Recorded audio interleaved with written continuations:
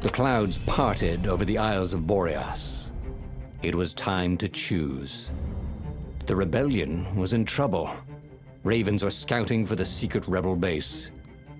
They needed a game changer. Pieces of the Sky Ripper had surfaced.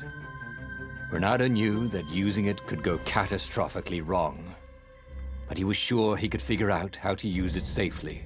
Also, a temple had risen out of empty desert. The Iblis stone was hidden there. It was a dangerous artifact. It could corrupt its user into a bloodthirsty monster. Maybe he could find a way to use it, to take its power without surrendering to its wickedness. And also, his old friend Lapino needed rescuing. Of course, Renato had a pretty strong suspicion that Lapino had betrayed the rebellion, and he had a gut feeling that he needed to use that to his advantage. The island was windswept desert. No one went there except ostriches and ostrich hunters. The Iblis stone. It would whisper promises in his ear, offer him power for blood. But this time, Renato was sure he could master it. And so, Renato went ostrich hunting.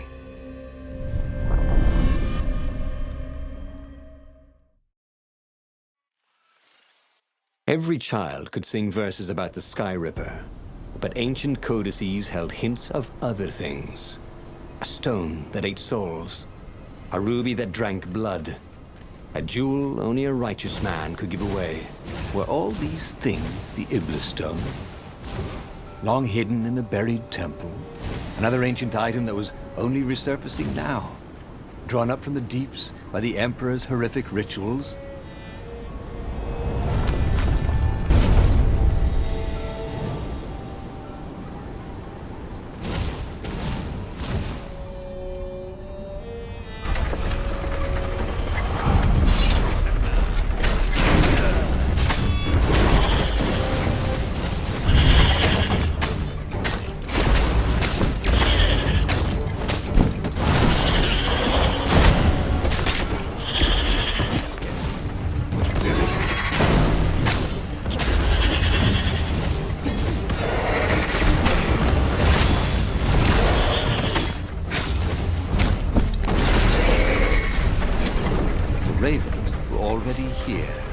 Cawing in frustration.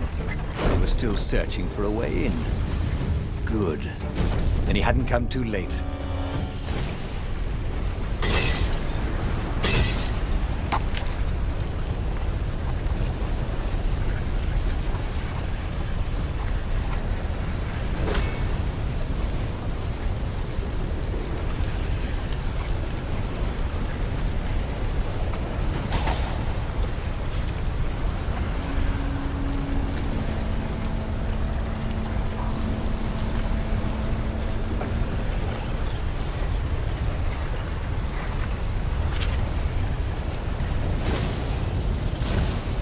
Okay, let's get this over with, and we can all go home. Well, not you, just me.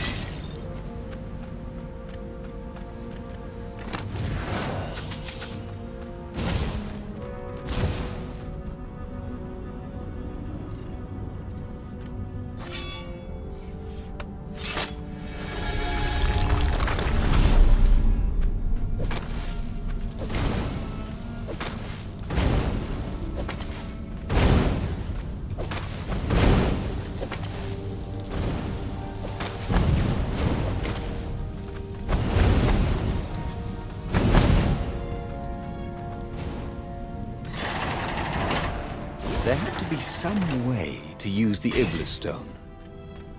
It was old, wasn't it? People are so much cleverer now. And Renato was pretty sure he was cleverer than most people.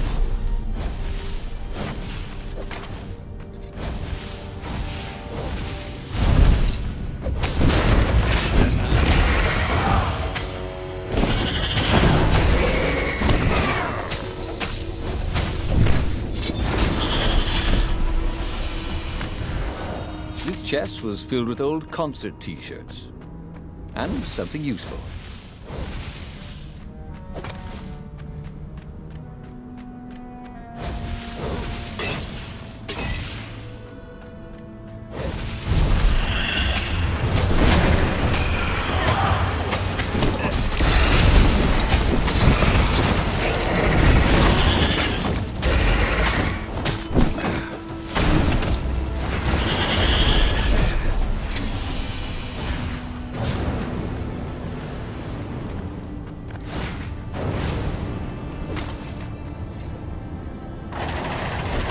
Ravens at least could not get past this point. Obviously, the temple builders knew how to deal with tomb raiders.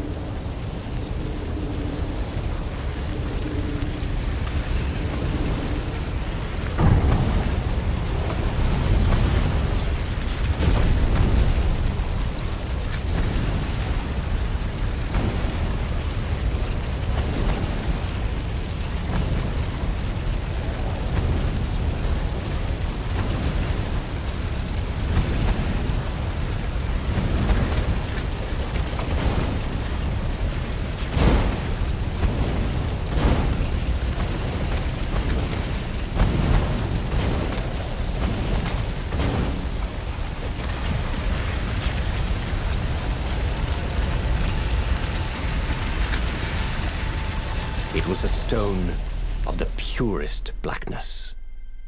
It reflected no light, like a void made solid. Nervous, he picked it up. I can make you mighty. Who said that? Give blood. It was the stone, eager, thirsty. Kill the Emperor's daughter.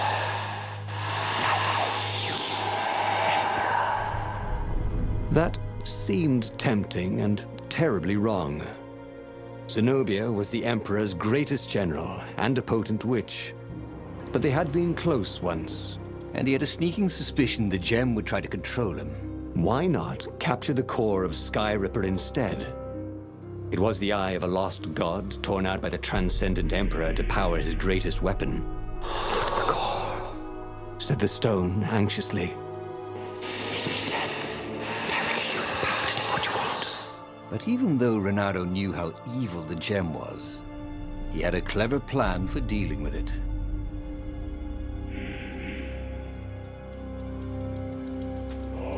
The stone bothered him. He hated being told what to do. Wasn't that why he joined the rebellion? Wasn't that why he'd refused to be a soldier? He'd agreed to come on board only if he could freelance. The stone felt a bit clingy, and he had a feeling it did not have his best interests at heart. The sage Calaveras had told him where to find the Sky Ripper, a weapon capable of challenging the gods. Even without its armature, the core would still possess great power. He would go there.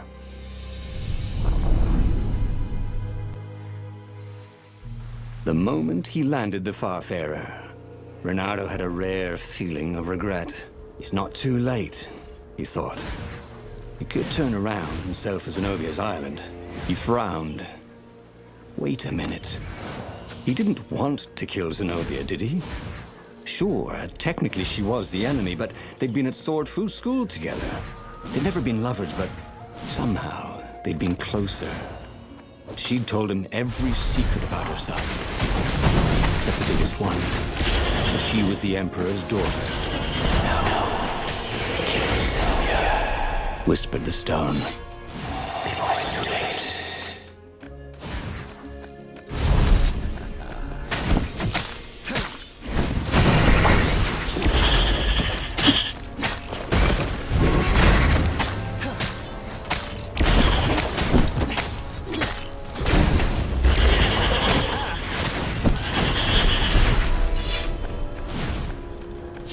There was something sour in the air. Like the earth had ruptured over something that had been fermenting for a very long time.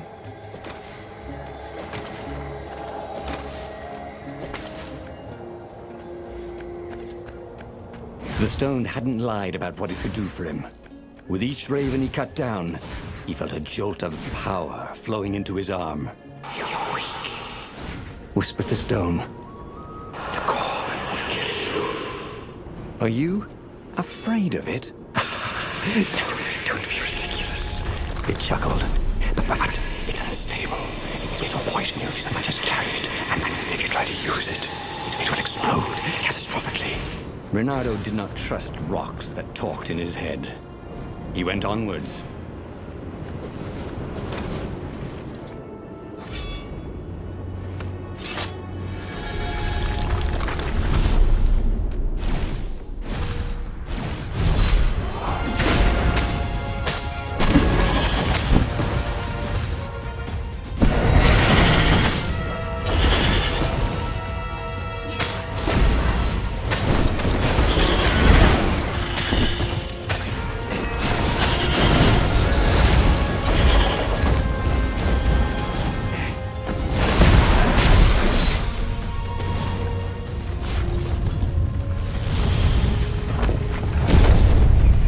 As he approached the core, the stone became hysterical.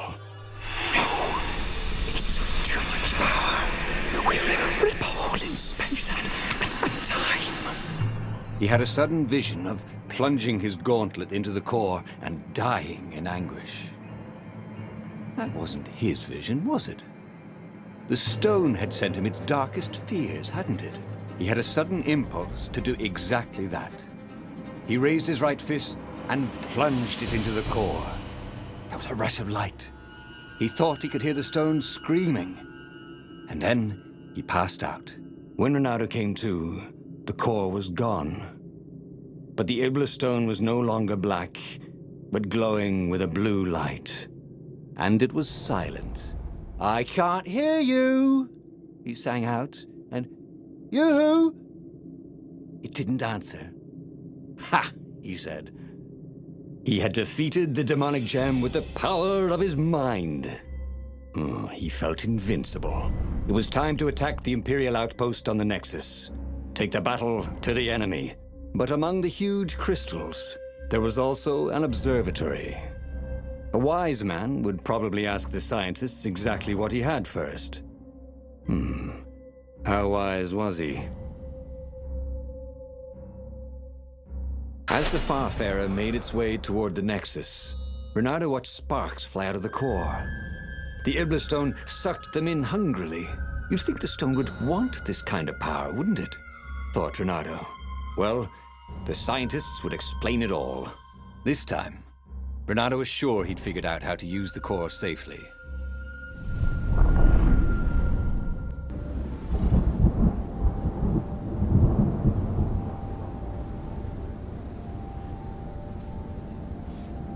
See? He'd trusted his gut, and it had worked out.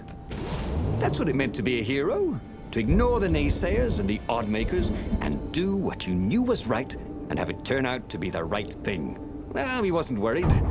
Once he got to the observatory, the scientist toads could explain it. Then he could carry the war into the enemy's camp and destroy them all. Oh dear, he was getting a little bloodthirsty, wasn't he?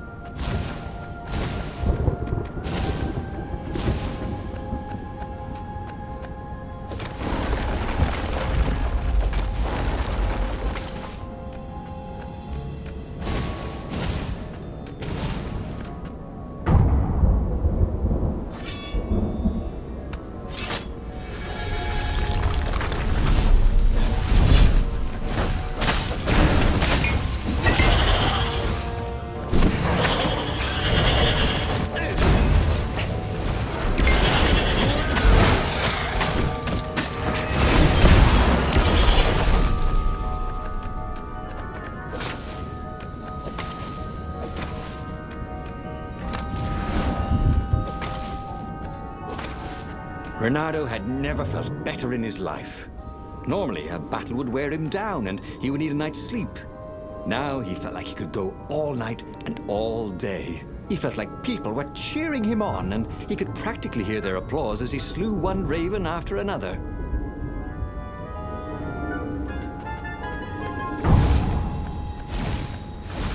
The Iblis Stone and the Sky Ripper Core. Two artifacts from the time of legends. Reynardo was becoming a legendary hero, wasn't he? He had enough power to save the rebellion, but he had to understand this power, so he would not misuse it.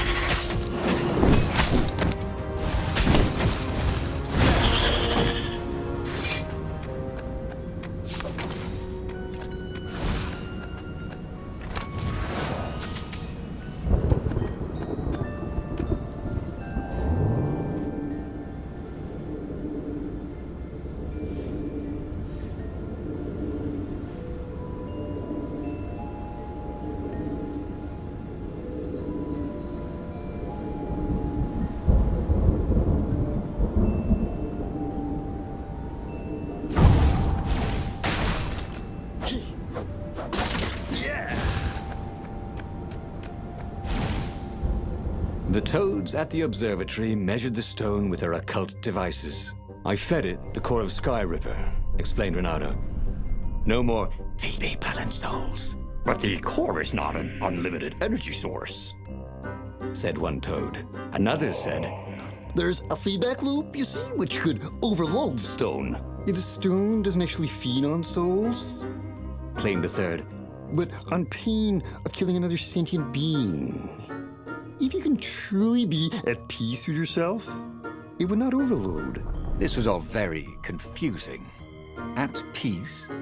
Yes, the mountains were peaceful and quiet, but he now had the power to turn the tides. He should report to the Rebellion Council and prepare for the decisive battle.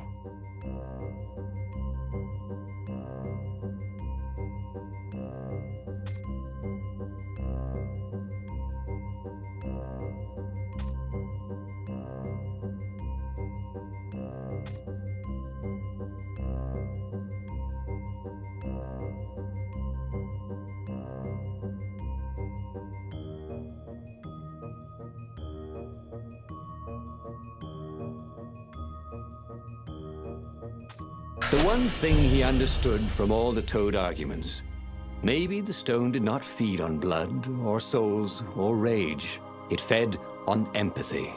It fed on the pain he felt when he put an end to another being's existence. Even if that other being was a raven intent on killing him. If he could find peace, then he could use the power of the Iblis Stone without being taken over by its evil. Yes, that was the way to defeat the Iblis Stone. The mountains. He would go to the mountains. He could find peace there.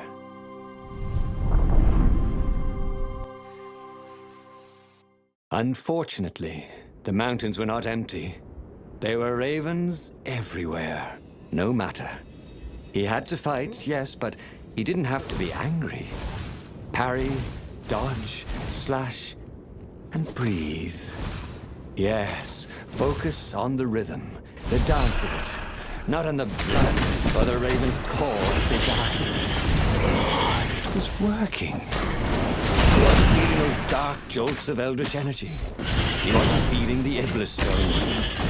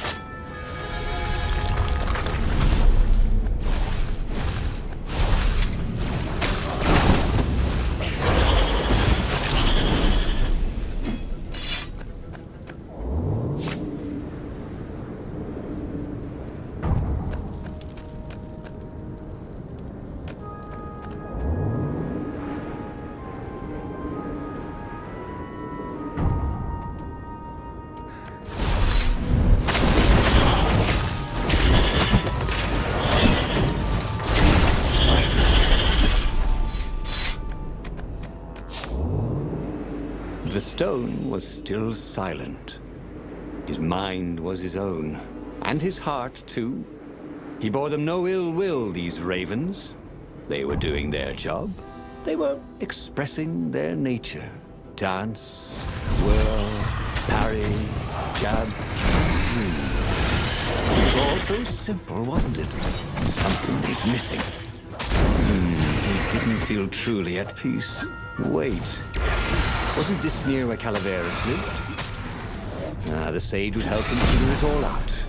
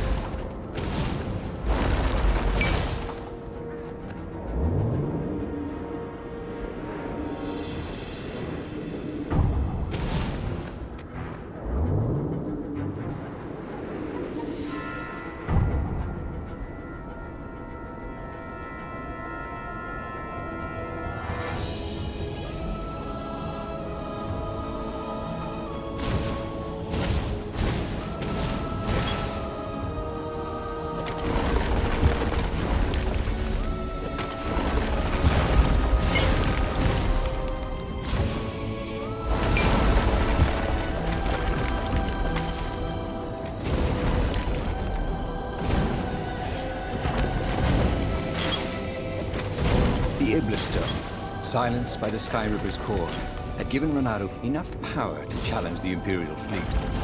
But what Renato was seeking was inner peace. The rebellion was on the verge of extinction, but it would have to wait.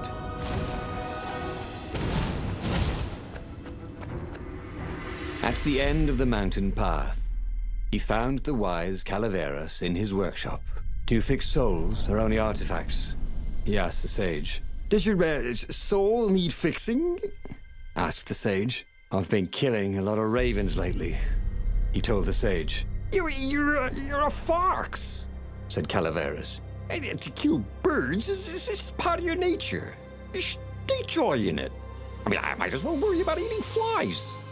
Would you like a fly? It was true. That's what he had forgotten. The joy. Now he was ready for the final battle. The Farfarer cut through the clouds. The air had never felt so sweet since he was a child. There it was. The dreaded Imperial fleet. He could smell wet hemp ropes ahead, wood and tar, and ravens. Even the fleet smelt good, somehow. He was ready. He was ready.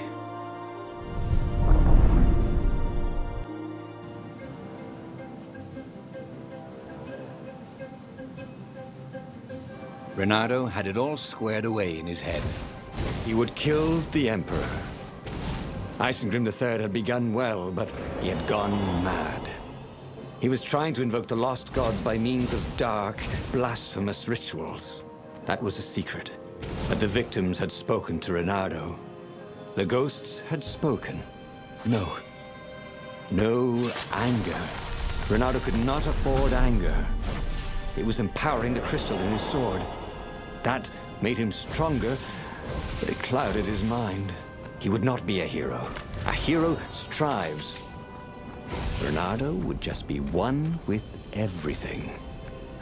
The Emperor would die, and the wheel would turn, and all would be restored without rancor, without sorrow, without pain.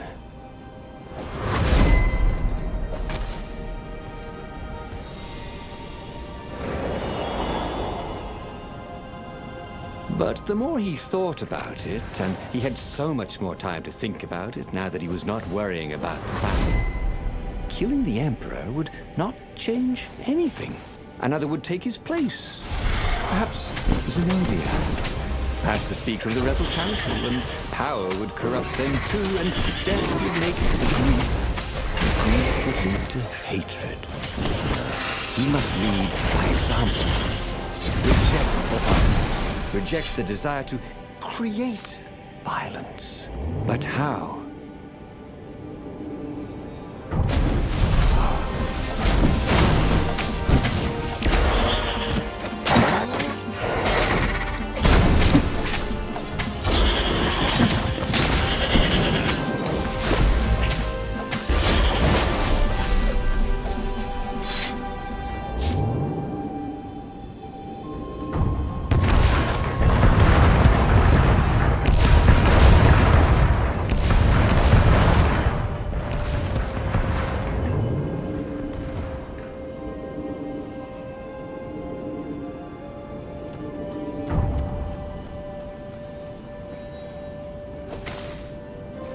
Soon he'd confront the Emperor.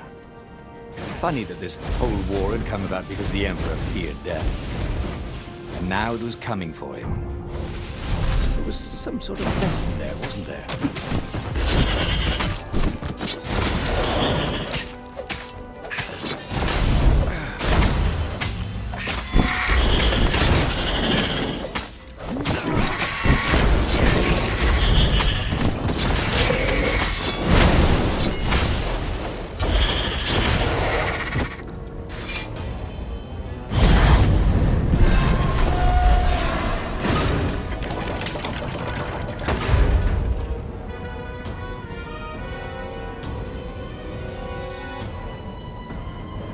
Finally, he came to the Emperor's ship.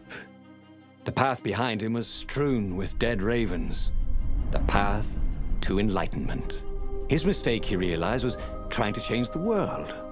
The world would spin and the wheel would revolve whether he strove against it or not. What he had to do was nothing. He had attained enlightenment. He sat down, adopted a full lotus position, and began to meditate.